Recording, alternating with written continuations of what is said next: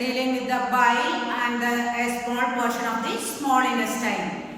So in the small intestine, last in the ileum region, you have seen the small projection which are called as villi. Singular is villus. Okay. So which are the three parts of small intestine? Yes, first part is called as duodenum, second part is called as jejunum, and third part is called as ileum. And in this ileum, for the absorption of these nutrients, you can see that small projection or finger-like structures, that is nothing but villi. So here you can see the enlarged structure of a villi, and this villi's main function is that absorption of all the nutrients, whether carbohydrate, protein, vitamins, mineral salts, whatever it is present, that will be absorbed by the villi. And you can say that in the villi, here is two structure. You can see that one is called as hepatic portal vein and another one is called as lymphatic duct. So these two structures and the lymphatic duct secrete the lymph, that is called as lacteals. See here inside this is lacteals. Apart from that villi or each villus, outside there is a layer of cells which is called as epithelial cells. So these outside cells are called as what? Epithelial cells. And again inside that what are present? Capillaries and veins are also present. Okay. So what are the two purposes of this small intestine? Digestion and absorption. So you can say that most of the food is digested in the stomach. Even then what is remaining, that will be digested where? In the small intestine. Again another main function is that absorption of this digested food. And it receives two digestive juices also. So the small intestine, especially ileum region, you can say that it receives two digestive juices. One is called as bile and the other one is called as pancreatic juice. So these are the two digestive juices. So which part of our body secrete this bile? Yes, that is liver. It is secreting the bile, and pancreatic juice is secreted by pancreas. So this is what is a structure called as pancreas. So here clearly you can see this in the brown, this is what is liver. In that the green structure, that is called as bile, and here the yellow colored structure you can clearly see, that is nothing but pancreas. So the green structure, that is bile, and this is pancreas. So first we can study about what bile. Okay. So the bile is a yellowish green watery fluid produced by the liver. So which organ in our body is secreting this bile? Yes, liver is secreting this bile. What's the color? It is yellowish green in color. Okay. And it is transported through the hepatic duct. So here you can see in the villus, hepatic portal vein is there. Here in the figure you can see clearly. And through this hepatic portal duct only, what will be transported? Bile will be transported. Okay. The hepatic duct joined by a cystic duct to form a common duct. So here look into this figure. You can see this is the hepatic duct. So here I am shown here. This hepatic duct along with the cystic duct which came from the gallbladder, it came together here. It forms a common duct which is called as common bile duct. So this is the hepatic duct coming, and this is the cystic duct which came from gallbladder. Together it forms what? Common bile duct. Okay. And this comes, see the common bile duct, it comes like this and it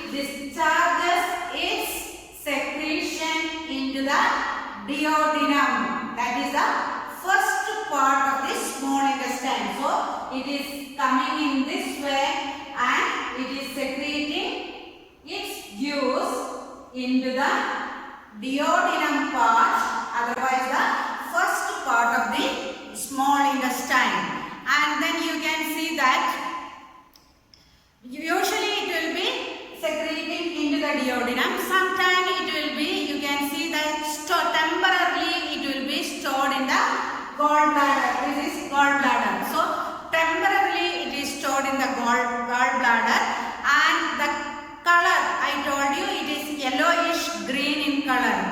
Why that color appears? Because it is due to the certain pigments.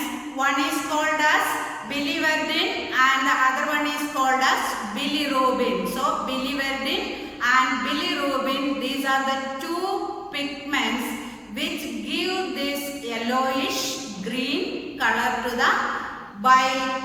Okay, and how this color is got? It is got by the breakdown of dead and worn out RBC in the liver. So when we are studying about the structure of blood, we have seen that RBC will be destroyed in the liver, spleen and bone marrow. Okay. So you can see that when this RBC is destroyed in the liver or any worn out RBC is there, due to that this color is getting to the bile, that is yellowish green in color.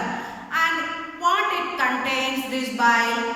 Lot of sodium bicarbonate, and that is sodium bicarbonate, from the name itself you know it is alkaline in nature. Okay, what it will do? It will neutralize the acid content of the food received from the stomach. You have already studied stomach walls secrete what? Dilute hydrochloric acid, so as to kill the germs if it is present in the food particle. So here, the remaining food which is passing to the intestine will be bit acidic in nature. So this acidity we have to neutralize. So here the bile contain alkaline and thus enable the pancreatic and intestinal enzymes to act together. Okay, so what is the function here? You can see that bile, what it will do? It will break this fat into emulsified fat. Again, this bile which contains sodium bicarbonate, it will change the acidic chyme into alkaline chyme. Chyme means what? The finely ground food inside the stomach which passes from stomach to the small intestine is called as chyme. So here the bile serves two functions mainly. What is that function?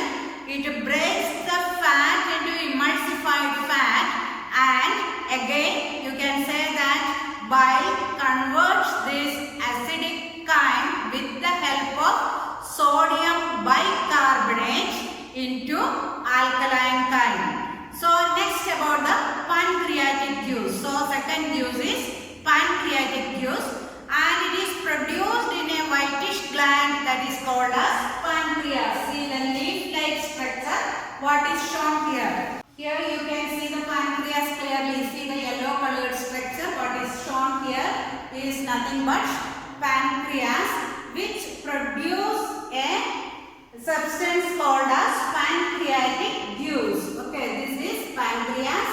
The yellow colored structure, what is shown here is pancreas, which produce what? Pancreatic juice. And where it is located?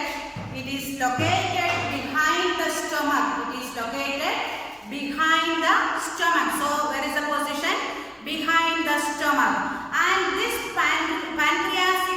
pancreatic duct open into the duodenum. So here you can see this is pancreas, a common opening for the bile. This is the bile juice coming to the duodenum. This is the pancreas, and from there the pancreatic juice also, with the help of a common opening, it enters into the duodenum. Okay. Now the pancreatic juice contain 3 enzymes. So which are the 3 enzymes? One is called as amylopsin.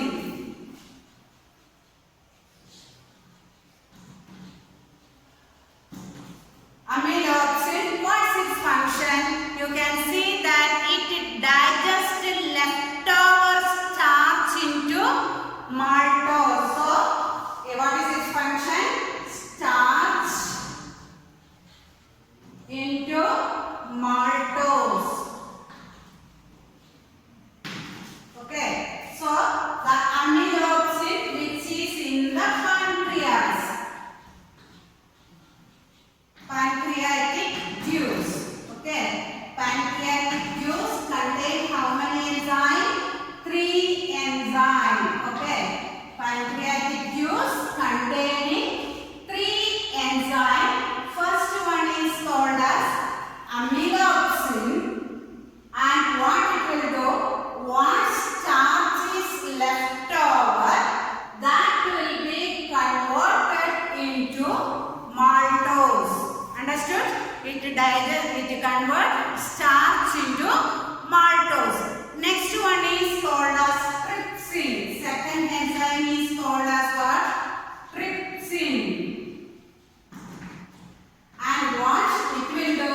The second enzyme trypsin, remaining for protein. What protein is left? We can see that protein and polypeptide to produce small peptides and amino acids. So, protein and polypeptides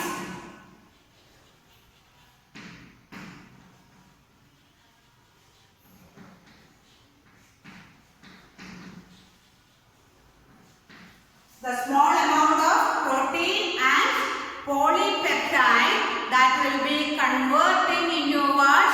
Amino acids. So this is the function of the second enzyme which is in the pancreatic juice, that is trypsin, converting this protein and polypeptides into amino acids. Okay, trypsin is first secreted as an inactive part, what is called as trypsinogen, and it has to convert into active trypsin by, you can see that, enterokinase, and thus you can see that this trypsin, it became active one that will be converting protein and polypeptides into amino acids. Then third one is called as tiapsin.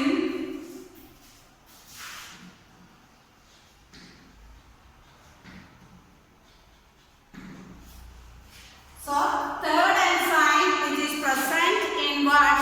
In the pancreatic juice is nothing but tiapsin. What is its function?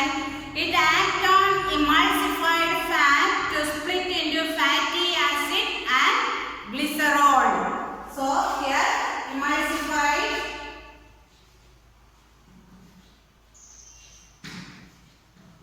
fat into fatty acids and glycerol. So these are the things that is the work what is the pancreatic juice done. First one, amylopsin, that is converting what starch is left over again, that will be converting into maltose. And the second enzyme which is called as trypsin, it is converting protein and polypeptides into amino acid. The third enzyme that is called as tiapsin, that is converting emulsified fat into fatty acids and glycerol. Okay, so these are the work done by the bile and then pancreatic juice. Then what is the intestinal juice? Third one, that is intestinal juice, where it is present in the third part of the small intestine, that is ileum. First part is duodenum, and this is the duodenum part. Second part is called as what? Janjanam. Third part is called as ileum. So the intestinal juice is produced in the third part, that is ileum. Okay. It contains iraxin or peptidase to convert remaining peptides into amino acids. So peptide will be converting into amino acids.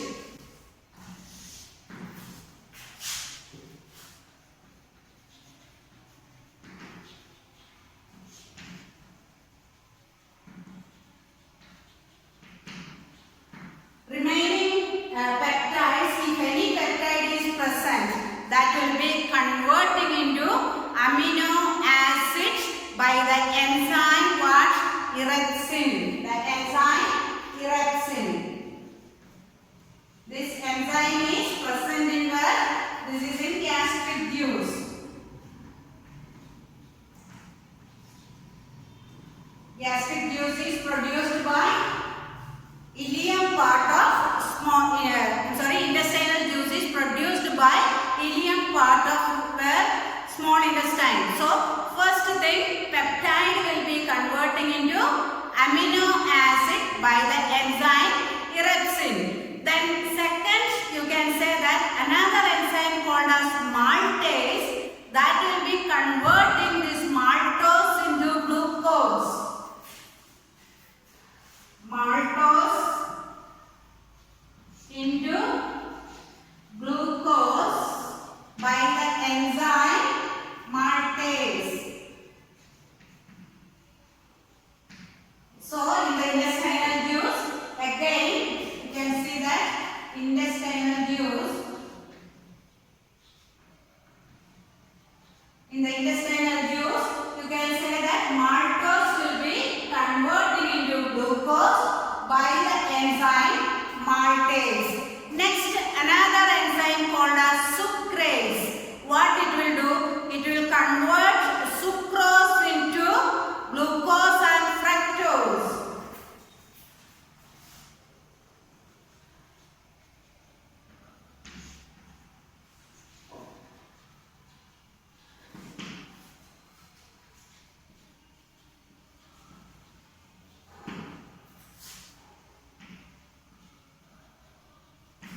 So, sucrose will be converting into glucose and fructose by the enzyme sucrase. And the next one, lactose will be converting into glucose and galactose by the enzyme lactase.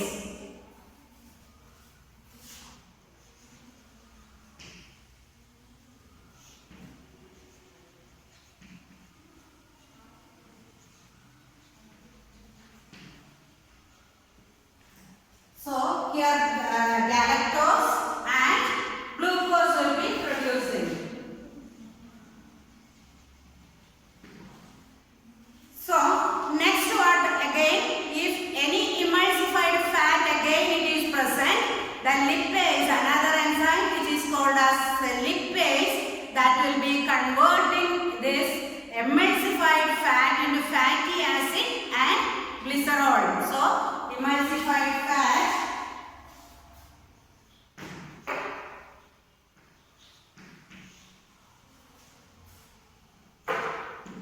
fatty acid and glycerol.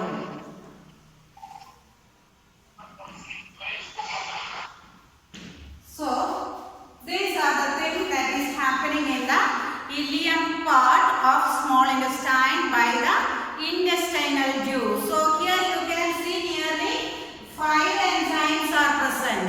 So in the intestinal juice, how many enzymes are present? 5 enzymes are present.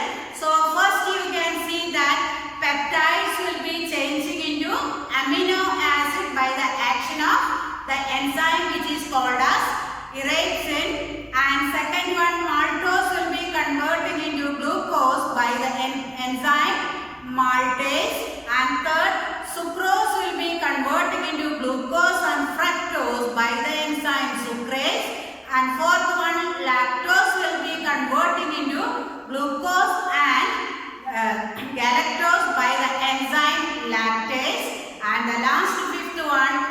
further any emulsified fat is present, that will be converting into fatty acid and glycerol by the enzyme lipase. Now let us see how these absorption. So almost all large molecules are broken down. Okay, large molecules are broken down in the simpler form, which makes it easy for absorption. Almost all big particles you can see during the process of digestion, it starts from the mouth. Okay, so it is converting into fine small particles so that it will be easy for absorption. How this absorption of food takes place? So it is the main part of the food that will be absorbed in the small intestine itself by this wash villi or villus. By that one itself, the main part of the food particles will be absorbed. The amino acid and the simple sugars. What are the simple sugars? That is glucose, fructose and galactose have relatively small sized molecule which are absorbed through this thin epithelium of the villi. So you can see amino acid and the simple sugars that will be absorbed by the villi's epithelium, the outer cell that is called as epithelial cell itself, that will be absorbed. Okay, then again you can see that what are present, blood capillaries are present. Here you can see the closed structures. These are called as blood capillaries. I have marked that. And these capillaries to finally enter the blood circulation first into the liver through the hepatic portal vein. So you can see here hepatic portal vein is shown here. So through this it will be entering, the fine food particles will be entering into the liver through the hepatic portal vein. Then what happened to the fatty acid and glycerol? These are absorbed into the lymph vessel. So see the lymphatic system and the lymph vessel lacteal you have seen.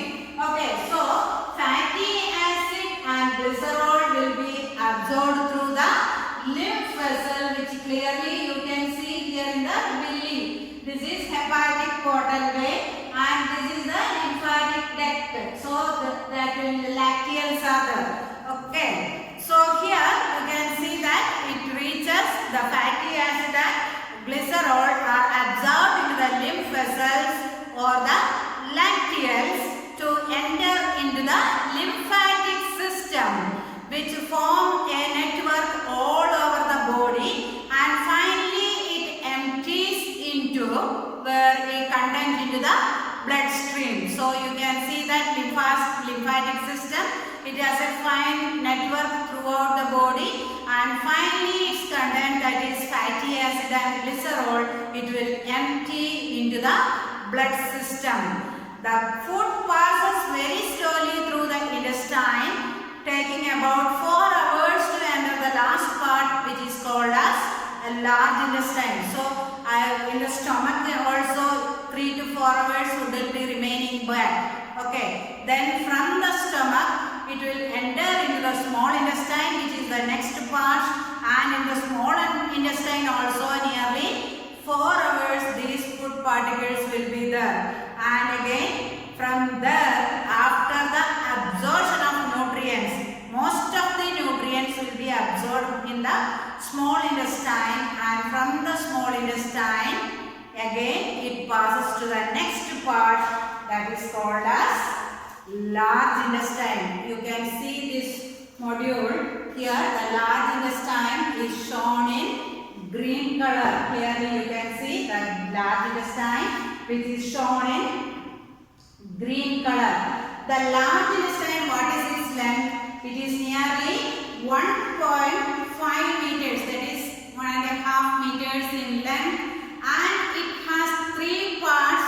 One is called as cecum. See this part, this is called as cecum. Then next one is colon. See this this full part. Okay, this is colon, this is also colon, and this is also colon. Okay, colon, and the third part is called as a rectum. This last part, this is called as what? Rectum. So these are the three parts of the large intestine. So first we can go to the cecum. Okay.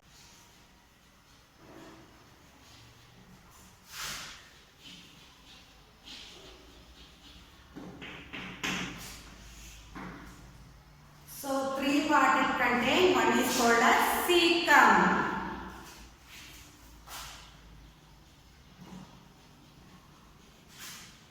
So this is the intestine going, this is the mouth, this is the esophagus, and this is the stomach. From there you can see the finely coiled structure, that is what is called as what? Small intestine. From small intestine you can see a big structure, somewhat. A big structure that appears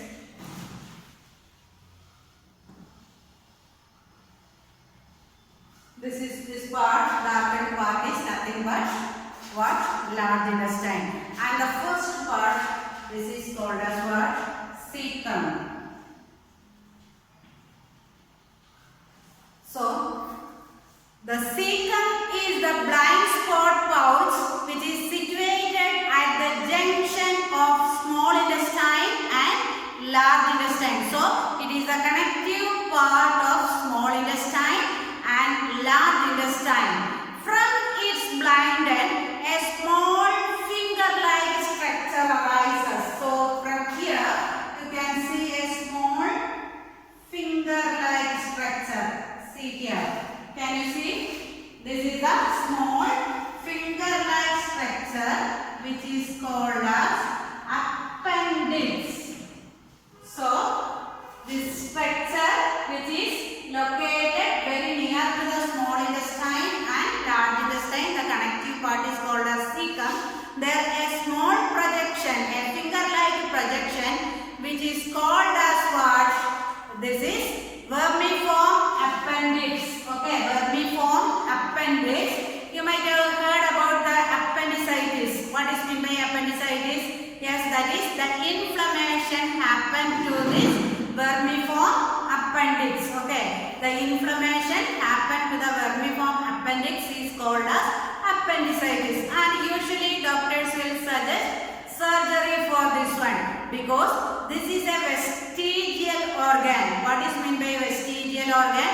A functionless organ. It has no function at all. So usually by a surgery, when it is having some infection, doctors will suggest the surgery and they will remove this vermiform appendix because it has no function at all in the human body. So that is nothing but vermiform appendix. Okay, that is present in the first region, that is cecum. Next region is called as colon. So these regions are called as what? Colon. So here you can see this is also colon, this is also colon, this is also the three regions also. The green region, that is called as colon, and it passes the abdomen right process to the left just below the stomach and down the left side. So you can see that this region is called as ascending colon and this region is called as transverse colon and this one is called as descending colon. So three regions are there, that is first one is ascending colon, next one is transverse colon, and the last region downward, that is called as what? Descending colon. So three regions are there for this colon, and the last region is called as rectum, that is about 15 centimeter long and it opens into the anus. So last region, that is called as what? Rectum.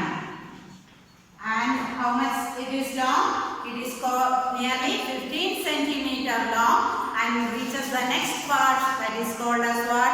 Anus. And this anus have circular muscles so that it will be closed almost all time, and when we want to expel these bowels, that time only by the contraction of this circular muscles that will be opened and the waste will be removed from our body. So that's all about what? So this digestive system. And so that we came to the last part. Okay. Now what are the functions of the large intestine? The function of the large intestine, one is that it has no enzyme to secrete from its body. From its structure, no enzyme is secreted.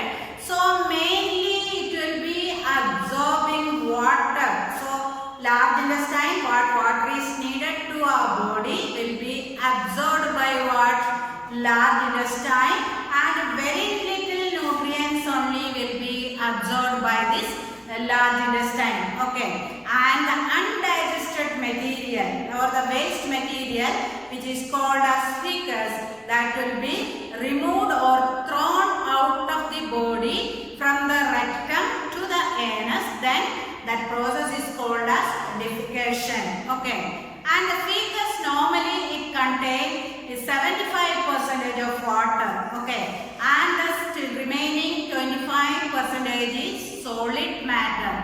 So 75% of water and 25% of solid matter.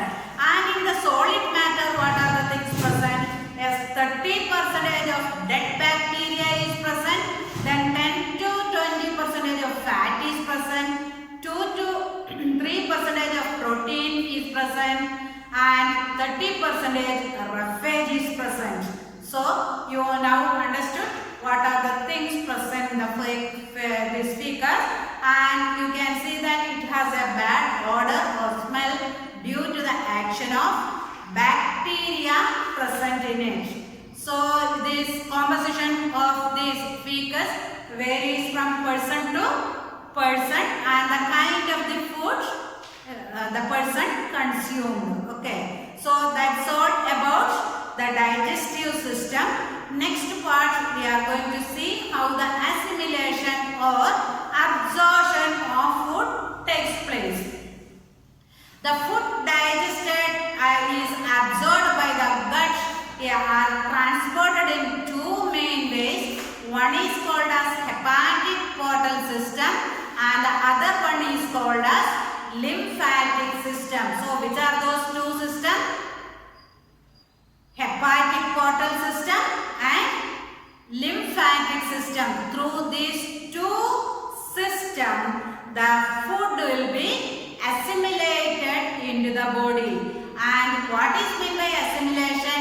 It is the conversion of the absorbed digested food in the body material, that is called as what? Assimilation. And you can see that in the liver convert any excess glucose in our food is there. What our liver will do? It will convert this glucose into glycogen. So glucose will be converted into what? Glycogen.